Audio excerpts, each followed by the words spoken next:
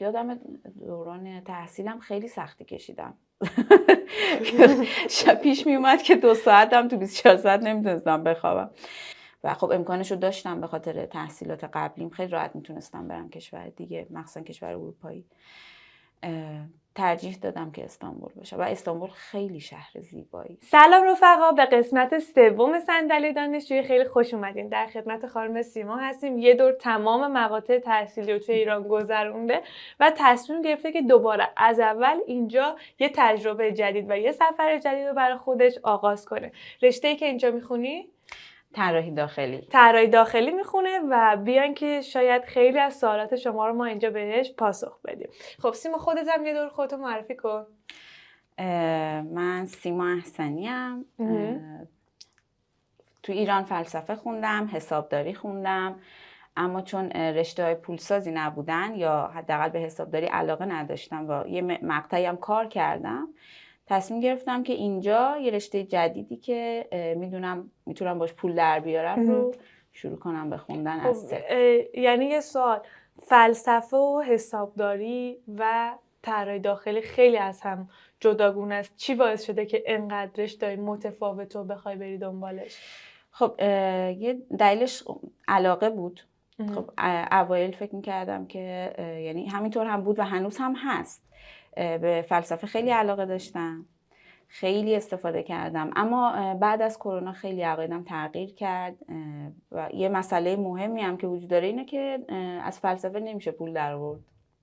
یعنی اون کسایی که مثلا فلسفه میخونن آخرش چجوری کسب درآمد میکنن؟ توی جهان سوم، تو کشورهای ما متاسفانه خب نمیشه از این رشته پول در آورد دیگه.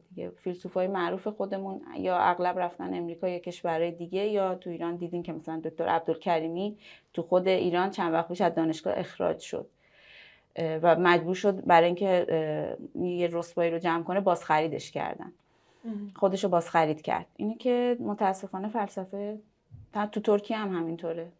تنها کاری که میتونن بکنن اینه که نهایتا استاد دانشگاه میشن، اونم که درآمد زیادی نداره. خب تو توی ایران هم دانشگاه سراسری خوندی، دانشگاه آزاد خوندی، دانشگاه تهران درس خوندی و چی باعث شده که بیای اینجا؟ میدونی همه دیگه از یه مقطعی به بعد از درس خوندن خسته میشن، یعنی میگن که وای بس دیگه چقدر درس خوندم، حالا برم یه ذره خوش بگذرونم. چرا دوباره شب امتحان؟ آره از همه چی میزنی. چی باعث شده که بعد این همه تحصیل دوباره بخوای اونم تو ترکیه تحصیل کنی؟ خب من محیط آکادمیک رو خیلی دوست دارم. یعنی محیط درس و دانشگاه و دانشجویی رو با تمام استرس های زیادش دوست دارم.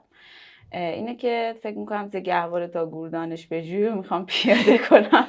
یعنی مثلا فکر میکنی که اگه معماری یا همون طراحی داخلی میخونی دیگه یا نقشه کشی؟ معماری داخلی. اینجا اسمش ایچ میمارلیک یا اینتریر دیزاینر که به ترکیش میشه معماری داخلی و چوره به معنی اطراف ساختمون هستش. خب حالا تو فکر میکنی که اگه همینو خارج از محیط دانشگاه میخوندی نتیجه بهتری نمیداد؟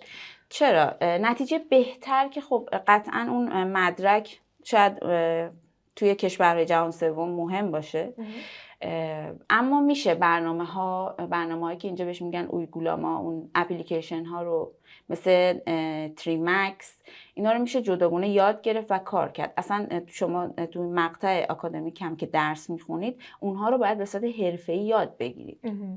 چرا؟ میشه با اونها هم درآمد داشت. میشه حتی به صورت فریلنس تو خونه اینا رو یاد بگیری و شروع به کار بکنی. یعنی ازش کسب درآمد. دقیقاً. بعد حالا چرا تحصیل رو انتخاب کردی؟ یعنی به خاطر اقامت صرفاً دانشجو شدی یا نه علاقه به تحصیل هم داشتی؟ اقامت این یه راهش بود برام که خب چون مصادف بود با علاقه‌ای که داشتم و تصمیم داشتم یه چیز جدید رو تو زندگی شروع کنم. دقیقاً یه راه جدیدی رو تجربه کنم، چون معماری هم مهندسی داره هم هنر داره. دقیقاً رشته‌ای که توش هنر آمیخته است و من به این علاقه داشتم و دارم. تصمیم گرفتم که یه راه جدیدی رو شروع کنم.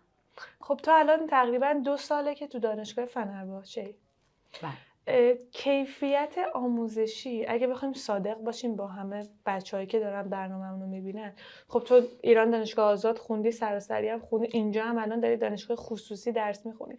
از لحاظ تجهیزات، از لحاظ امکانات، از لحاظ اساتید، نظرت چیه؟ یعنی اگه بخوای یک قیاسی داشته باشی بین دانشگاه ایران و اینجا، چی انتخاب میکنی؟ نظرت چیه؟ اگه بخوام با دانشگاه آزاد ایران مقایسه بکنم، از دانشگاه آزاد ایران بهتره حقیقتا. از دانشگاه سراسری، دانشگاه تهران بهتر نیست. و یه حقیقتی که وجود داره اینه که به دلیل تفاوت فرهنگی که بین ما و ترک ها وجود داره، امکان داره ما کمی متوجه بشیم که کمی مشکل داریم. اما یه مسئله هست که من خودم خیلی ازش استفاده کردم اینجا. ما به خاطر ایرانی بودن یه سابقه تاریخی داریم تو کشورمون. کسایی که میان و بالاخره این مشکل رو دارن که ما اینجا به خارجی ها یابانجی میگن. ما خارجی هستیم، این یه چیز حس بدی به ما میده.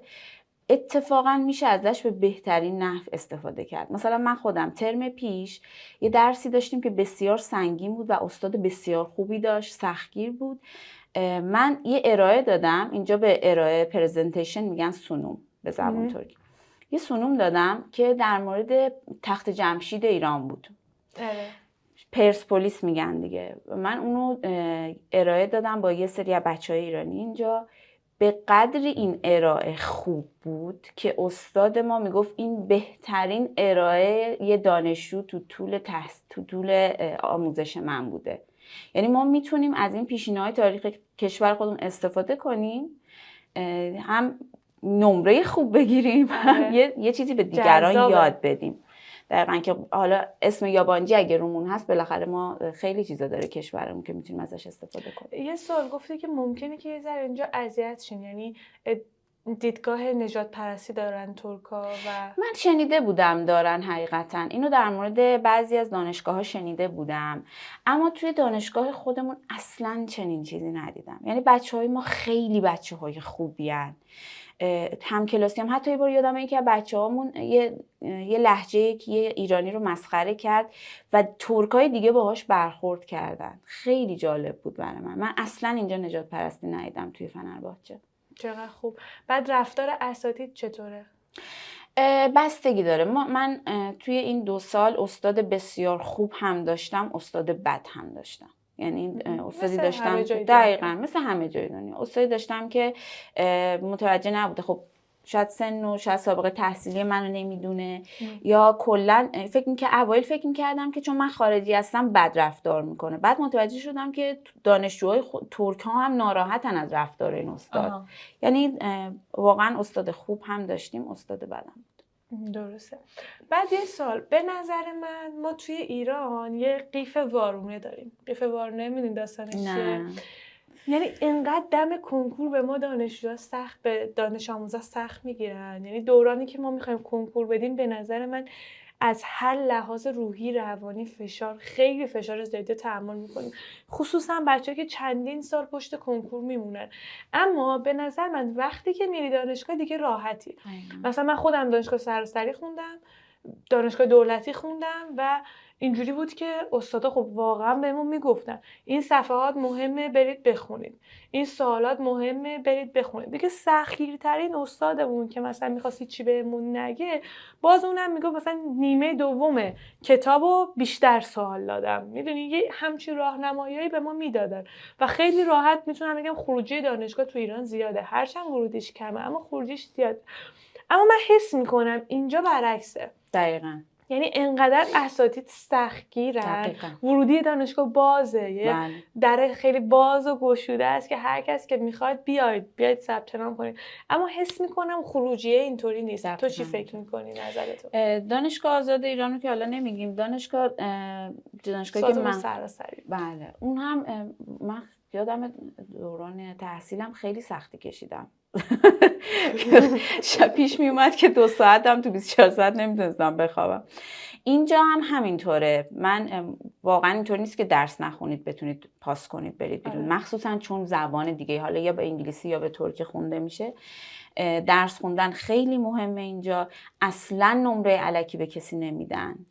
و حتی خارجی ایرانی، خارجی بودن، ترک بودن هیچ تفاوتی نداره. خیلی راحت میندازن نمیذارن بری بیرون. باید درس بخونید. بعد یه تفاوت تو سیستم آموزشی هم هست.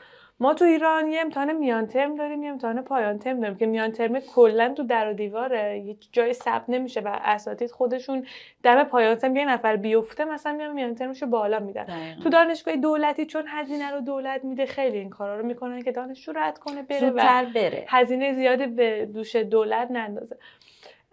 اما اینجا تو شهریت پای خودته، خب، و کسی هم از پول گرفتن بعدش نمیاد. سیستم آموزشی هم اینجوری که شما هر 3 هفته یک بار امتحان میدی و مجموعه این شما دانشگاه شما هم اینطوریه؟ نه، دانشگاه ما یه میان ترمه که میان ترم کاملا 50% ترمه. یعنی اگر اونو بیفتی واقعا 50% نمیتونی ترمو پاس کنی. اینطوری نیست که شب امتحان بخونی نمره بگیری. خب پس دانشگاه ما به این صورته که ما مجموعاً از شروع ترمای ما سالانه هستش، حالا شاید چون مدیسن اینطوریه، از شروع تحصیلت تا پایان تحصیلت مجموع 20 تا امتحان میدی. مجموع این 20 تا امتحان تو اگه نمرت بالای 60% باشه، امتحان پایان تو 50% بگیری قبول میشی. ولی مهمه که تک به تک این امتحانا رو نمره خوب ازش بگیری و هر 3 هفته یک بار امتحان داری. معماری اینطوریه که چون پروژه داریم، هی باید کار عملی انجام بدیم.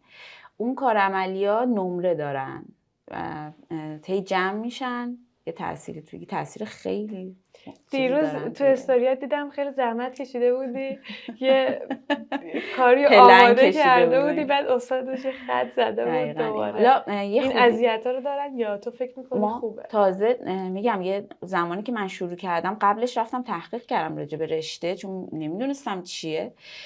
همه دانشجوها میگفتن که میگیرن این اسکیزتون رو پاره میکنن، اصلا ناراحت نشید و اصلا به استاد پرخاش نکنید. حالا اینجا پاره نمیکنن، ولی یه خط کشیده بود نوشت که آلترناتیو، یعنی جایگزین بیارین، اصلا قبول نیست. یه پلن یه ساختمون 5 متری بود قبول نکرد.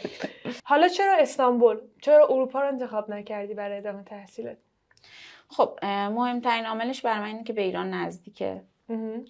بخوام اگر رفت آمد داشته باشم این خیلی تاثیر داره.